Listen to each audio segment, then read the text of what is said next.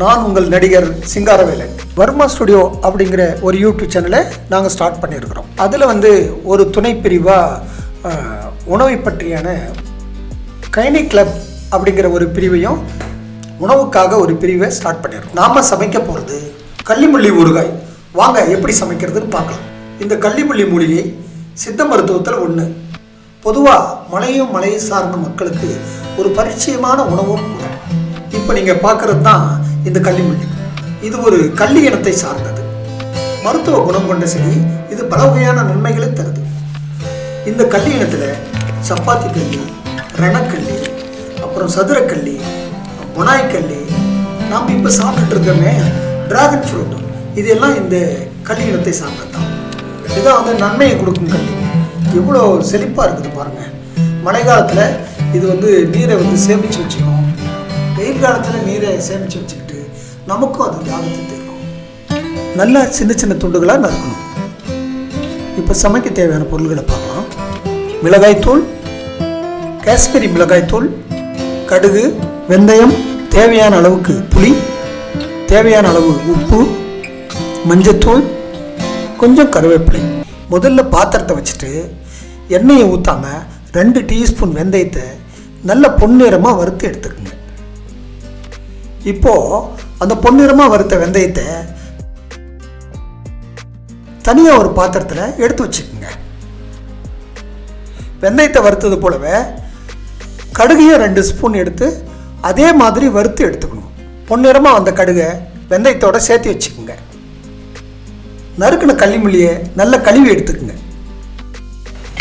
இப்போது ஒரு பாத்திரத்தை வச்சு நறுக்கின கள்ளிமுள்ளியை கொஞ்சம் தண்ணியை ஊற்றி நல்லா வேக வச்சுக்கணும்.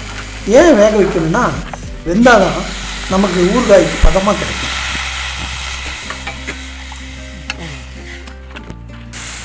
நல்லா வேகும்போது கொஞ்சமாக உப்பு போட்டுக்கணும். ஏன்னா நம்ம திரும்ப உப்பு தேவையான அளவு கூட தேவை இருக்குது.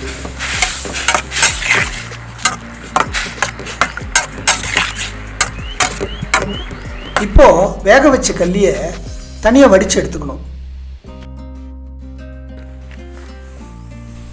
அதே போல் நம்ம வறுத்து வச்சோம்ல அந்த கடுகையும் வெந்தயத்தையும் நல்ல பொடியாக நசுக்கி எடுத்துக்கணும். நம்ம தேவைன்னா மிக்சியில் போட்டு கூட அதை பயன்படுத்திக்கலாம். இப்போ நல்ல பொடியாக இடித்து எடுத்துக்கிட்டோம். இப்போ தான் எண்ணெயை ஊற்ற போகிறோம். செக்கெண்ணெயாக இருந்தால் நல்லா சுவையாக இருக்கும். தாளிக்கிறதுக்கு கொஞ்சம் கடுகும் வெந்தயம் போட்டு தாளித்து எடுத்துக்கணும்.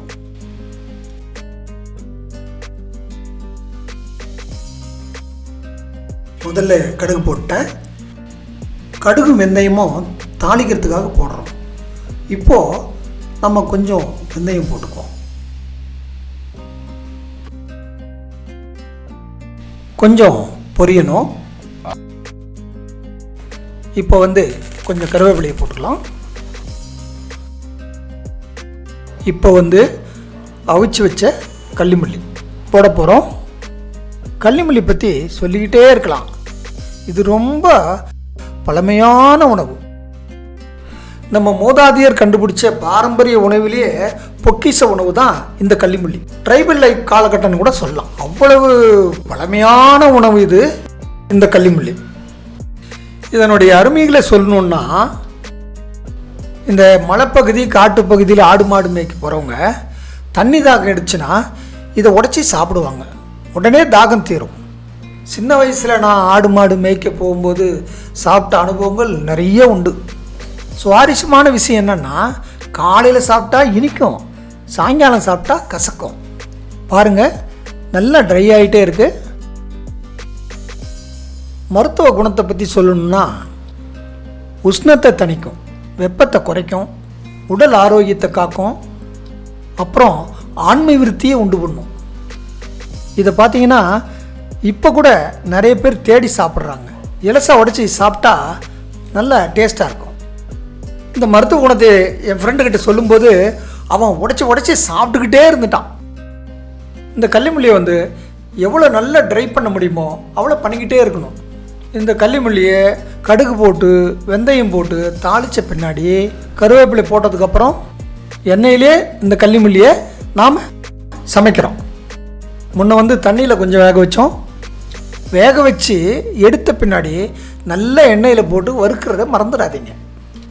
எந்த அளவுக்கு ஃப்ரை பண்ணுறோமோ அந்த அளவுக்கு நல்லா இருக்கும். பக்குவமாக ட்ரை பண்ணி சாப்பிடுங்க.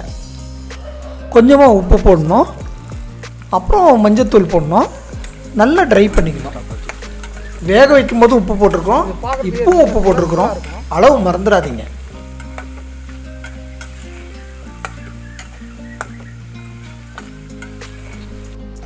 இப்போது கரைச்சி வச்ச புளியை வடிகட்டி நம்ம மிக்ஸ் பண்ணிக்கிறோம்.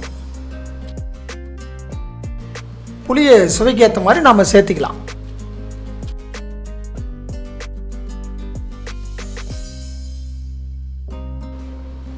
மிளகாத்தூள் தேவையான அளவு போட்டுக்கலாம்.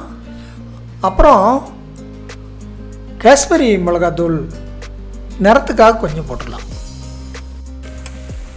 நல்ல ட்ரையாக கலரே மாறிடுச்சு பாருங்கள்.